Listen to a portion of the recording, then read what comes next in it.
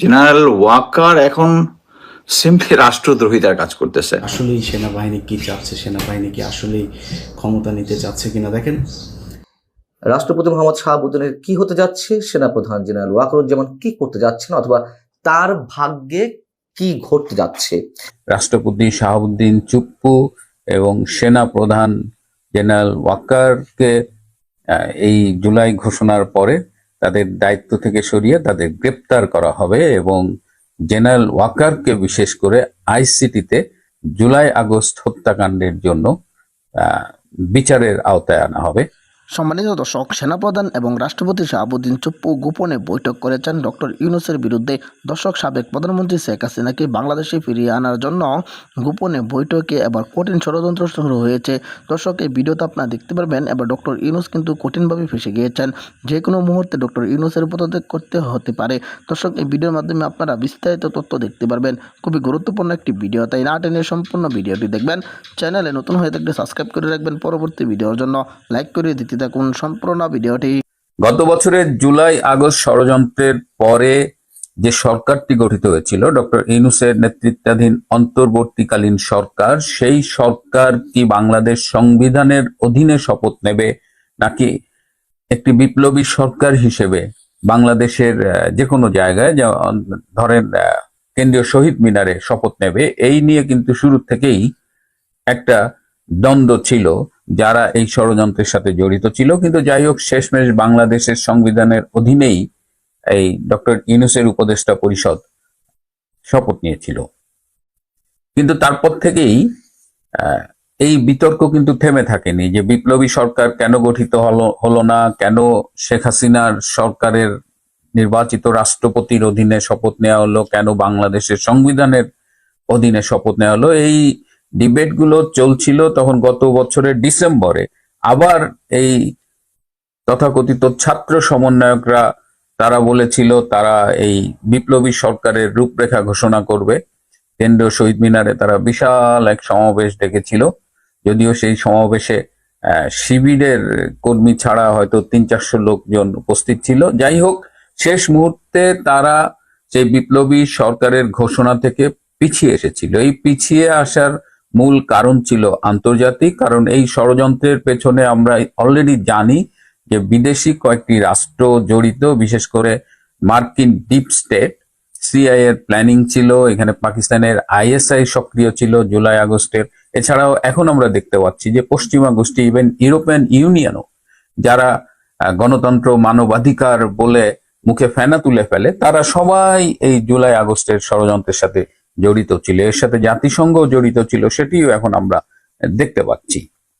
তো ডিসেম্বরের ভেতরে তারা কেউ একটি বিপ্লবী সরকারের ক্লিয়ারেন্স দেয়নি, কারণ তাদের সবার একটাই মূল উদ্দেশ্য ছিল হলো বাংলাদেশে এই সেন্ট মার্টিন, টেকনাফ, এদিক দিয়ে একটি করিডোর দেওয়া, সেন্ট মার্টিনের উপর নিজেদের দখল প্রতিষ্ঠা করা, এবং আরাকান আর্মিকে হেল্প করা, কখনো সেটা জাতিসংঘের নামে, কখনো আড়ালে আবডালে সরাসরি মার্কিন রাষ্ট্রের অধীনে, মার্কিন সেনাবাহিনীর অধীনে, এরকম নানা রকমের চক্রান্ত আছে। তো এই বিদেশি শক্তিটা ইনশিওর করতে চেয়েছিল যে বাংলাদেশের করিডোর তারা পায়, চিটাগাং পোর্টের দিকে তাদের একটা কুনজর ছিল দীর্ঘদিনের, সেটা যেন তারা পায়।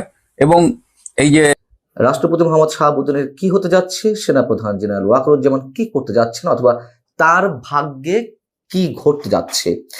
এবং সাম্প্রতিক সময় অর্থাৎ গত 3 দিন ধরে এই গুঞ্জনটি প্রকট আকারে ধারণ করেছে।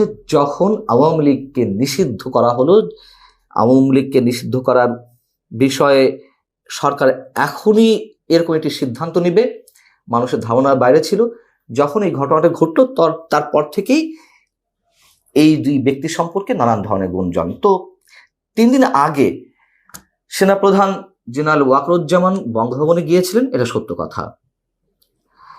এটিকে কেন্দ্র করে একটি পক্ষ বলার চেষ্টা করছেন তিনি সামরিক কূ ঘটানোর জন্য সেনা সমাবেশ ঘটিয়েছিলেন বঙ্গভবনে।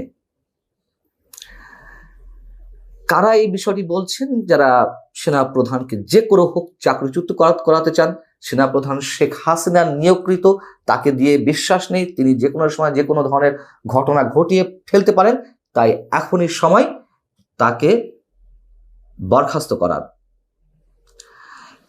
তারা বলছেন যে জেনারেল ওয়াকার সামরিক কূ ঘটানোর জন্য এই কাজটি করেছেন, তবে সেনাবাহিনীর জুনিয়র কর্মকর্তাদের প্রবল আপত্তির মুখে তিনি সেই সিদ্ধান্ত থেকে সরে আসেন। আরেকটি পক্ষে বলছেন যে তাকে বরখাস্ত করার যাবতীয় কর্মকাণ্ড হাতে নেওয়া হয়েছিল, সেভাবে সরকারের প্রস্তুতি ছিল। প্রস্তুতির অংশ হিসেবে প্রধান উপদেষ্টা কার্যালয় থেকে একটি চিঠি নাকি রাষ্ট্রপতি দপ্তরে গেছে, যেটা সেনা প্রধানকে চাকরিচ্যুত করার জন্য, এবং সেখানে রাষ্ট্রপতি যাতে স্বাক্ষর করা হয়। এই কথা শুনে, এটি পুরনো কথা, তারপরেও আমি একটু মেলানোর জন্য তাদের সামনে তুলে ধরছি বিষয়টা আসলে কি। তো এই বিষয়টি যখন সেনাপ্রধান জানতে পারলেন, তার পক্ষ হয়ে বিমান বাহিনী প্রধান এবং নৌবাহিনী প্রধান সহ 10th ডিভিশনের জিওসি সহ আরো কয়েকজন উচ্চপদস্থ সামরিক কর্মকর্তা এটি ঠেকানোর জন্য বঙ্গভবনে যান, এবং একটা সময় সেনাপ্রধান নিজেই তাদের সঙ্গে যুক্ত হন। তারা সেখানে উপস্থিত হয়ে রাষ্ট্রপতিকে কনভিন্স করেছেন যাতে ওই চিঠিতে স্বাক্ষর করা না হয়, এবং তারা সেটিতে সফল হয়েছেন। অর্থাৎ এই দুই ঘটনার যেটিই হোক, কিছু একটা ঘটেছে, এটা নিশ্চিত, এবং কিছু একটা যে ঘটবে, কিছু একটা ঘটতে চলেছে, এটা মানুষ দীর্ঘদিন ধরে আশঙ্কার মধ্যে রয়েছেন। এখন বিষয় হচ্ছে কি যে রাষ্ট্রপতি মোহাম্মদ শাহাবুদ্দিন, তিনি আওয়ামী লীগের লোক, আওয়ামী লীগ দ্বারা নির্বাচিত, এটা আমরা সবাই জানি। তাই সরকারের সব পক্ষের থেকে তাকে সন্দেহের দৃষ্টিতে রাখা হয়েছে। খুবই স্বাভাবিক একটি বিষয়, এবং যার কারণে সরকারের আশীর্বাদ পুষ্ট যে রাজনৈতিক দল এনসিপি বা জাতীয় নাগরিক পার্টি, তার নেতারা অথবা বৈষম্য বিরোধী ছাত্র আন্দোলনের নেতারা, আমরা তো প্রকাশ্য দেখলাম যে বঙ্গভবন ঘেরাও করা হলো।